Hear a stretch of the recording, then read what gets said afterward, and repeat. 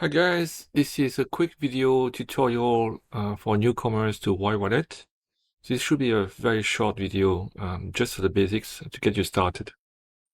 Alright, so after you install YWALLET and you launch it for the first time, you will have this welcome screen. Just press new account and read the disclaimer. It just basically says that you should keep your seed phrase in a secure place and you should not share it with anybody else. So I check the three boxes and I continue to the account creation page. Here, if you have an existing account, you can turn on the switch, restore an account, and copy paste the or scan your seed phrase, which are the 24 words that's coming from the other wallet. But if this is a new account, just uncheck the restore an account switch. Just turn off just leave the restore an account switch off. You can choose a name. Main is okay for me. And then press the plus on the top right corner. In this version of YWALLET, the actions are on the top right corner because that's the standard for a material UI. Alright, so if you do that, we should have this page, which is your main account page. At the top, you have the current block height. It flashed just for a second because we received a new block. The blockchain just was increased by one block and scanning took place. Below you have your address, which is by default UA. If you tap on the QR code, then you will have access to the other types of addresses. There are diversified addresses, orchard, sapling, transparent, and then you go back to UA. So depending on the capabilities of the wallet which is sending you the money, you can either use the default UA or you can choose a specific address type. In any case, it will come to this account. Right, so at this point, I don't have any funds. You can see that the balance is 0. Below is 0 USD equivalent as well. And you have the exchange rate between ZEC and USD. If you want to change the base currency, you do that in the settings. In the general settings, you have currency, and you can change that to, for example, euro. Select euro, checkbox. Now it's 1 ZEC for 27.39 euros. The message below, backup missing, reminds us that we haven't saved the seed phrase. And if the phone is lost, if this application is gone, you would lose access to your funds. So it's highly recommended to make a backup. To do that, I tap the backup missing button, and it shows me the 24 words that make the seed phrase. So these are the 24 words that should keep in a safe place. You can tap on this, and this seed phrase will be shown as a QR code, and then you can save that as a file, as an image file, or you can copy it to the clipboard and then paste it in another app. So there are several ways to save your seed phrase. Going back to the backup page, if I don't want to have this reminder at the bottom of the page of the account page, I turn on the switch, do not remind me. And now this message is gone. Once you have this message, then you can do the backup without authentication, without your password or your PIN or your fingerprint. But now that this message has been unchecked, if I want to see the seed phrase, I need to go to more and look for backup. But now backup will ask me for authentication. Okay, so this is for receiving funds. I would need this address and give that to the wallet that sends me funds. All right, so give me a minute. I will send some funds to this wallet so that we can do a a payment test. Okay, the transaction has been confirmed. I can see that I have 0.7 millisec now in this account. Therefore, we can move to the next step, which is to make a transaction out, to make a payment out of this wallet. At this point, the number of confirmations must be too low, because for privacy reasons, we require 3 confirmations. This can be changed in the settings, but by default, it's 3 confirmations. In the meantime, we can take a tour of the main UI. And at this point, we are on the sampling address, so it shows 0.7. If I now go to the transparent address, it shows 0 because I don't have any funds on the transparent address. But you can see that in the corner, it also shows plus 0.01. That's because it's telling us that we have 1 millisec in another address or other addresses of the same account. Well, technically, we don't have 1 millisec, we have 0.7 millisec, but this is rounded to the millisec. So if we go down to UA always shows the total balance of this account across all addresses. So it's gonna show 0.7. If I go to diversify, it's the same thing.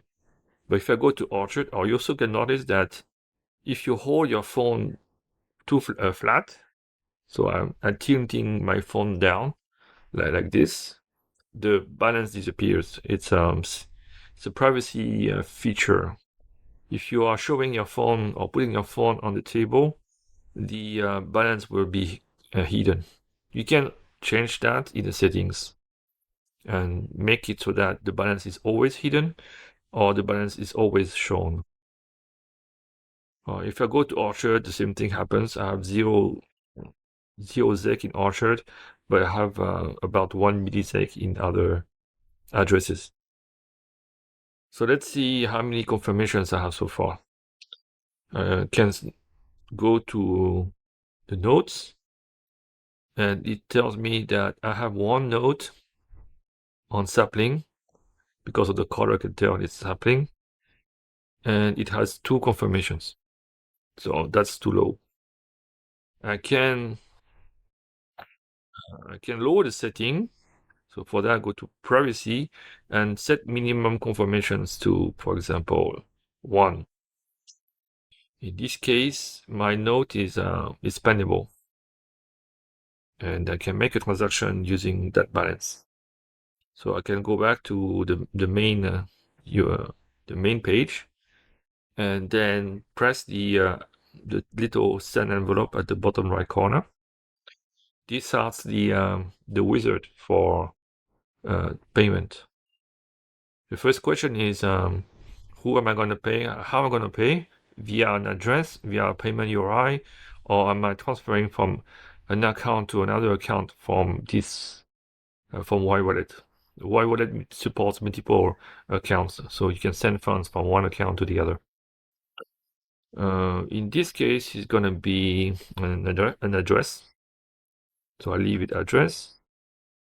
Then now I need to enter the address. So I can either copy paste the address here, or more commonly use the QR code scanner. So I'm going to use the QR code scanner. And then I need to allow the recording of videos. And then I send it to scan the QR code that's on my screen. Okay. So this is done, and I can move to the next step. This is a pool selection. This asks me from which pool I want to take funds from. By default, everything is selected. So I can leave it like that. If, for example, you want to restrict to a particular pool, you can say uncheck the ones that you don't want. So if I do this, it's going to be a T2T transaction because the T to Z. I don't remember what address I had over there, but the source would have to be transparent. All right, next, how much I want to spend. Okay, this account doesn't have much funds, so I'm gonna just say I want to spend everything. Okay, I click the maximum button. You can enter the amount in ZEC in your base currency or as a slider. This is a slider in percentage of your full account. And the switch at the bottom sets whether you want to deduct the fee, the transaction fee, from the amount that you're sending, or you are paying for the fee in addition to the amount that you're sending. By default, you are paying for the fees, and the amount that you set here is the net amount that the receiver would get.